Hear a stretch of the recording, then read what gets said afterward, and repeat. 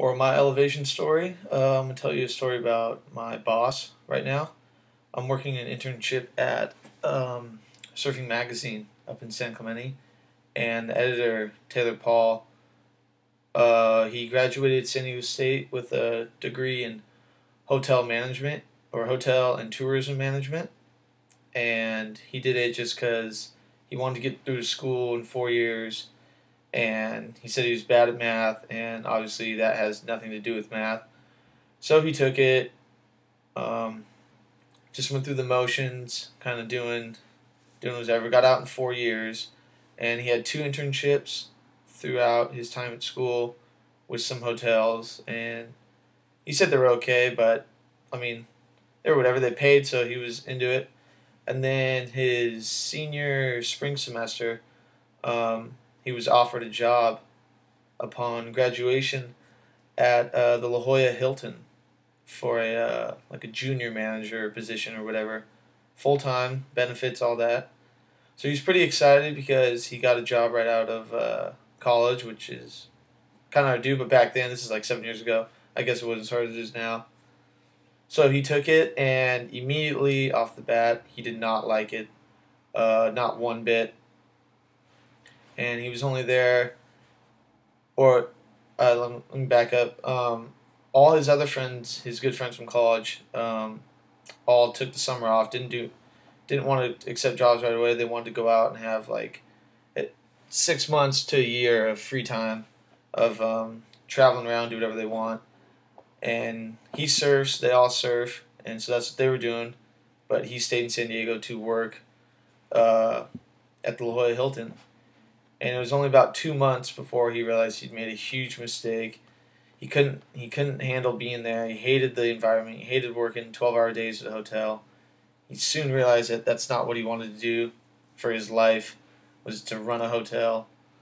I don't know anyone who would. But so he quit.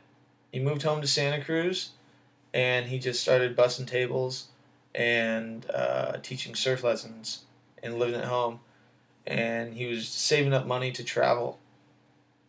And he finally saved up enough money, and he took like 3 months off and traveled around the South Pacific, Australia, Tahiti, Papua New Guinea, Fiji, and just had the time of his life traveling around, surfing, experiencing different cultures. And throughout that time, he was writing long, creative emails to his friends and family, letting them know about what he was doing, where he was, what was going on. And he really started to get into writing, but not too much. And when he got home, his family and his friends were telling him how much they enjoyed his emails, and they thought they were really good pieces of writing. So, and he just shrugged it off, didn't really think of it. And then he worked for another 6 months, teaching surf lessons, running tables, saved up enough money to go on another 3 or 4 month long trip. And so he did that. But he started a blog online, a writing blog for his travels. And he would update it every couple days or so, or every time he went to a new country. And he got really into it, into the writing process and how to formulate sentences and bring a whole story together. And he started to get some attention from it, not just from his friends, but from random people online who would see his blog and read it and enjoy it. And he was in South Africa, and he met a guy from Huntington Beach whose best friend was just hired as the editor-in-chief of Surfing Magazine. And he told this guy about his blog and said, hey, drop my name to your editor friend. I'd like to maybe write for him. And that was that. That was the extent of the conversation. And he didn't see the other guy again, ever again, and he thought nothing would come of it. He didn't really expect it. And then about 6 months later, he got an email from the editor, and he wanted him to come in and talk to him.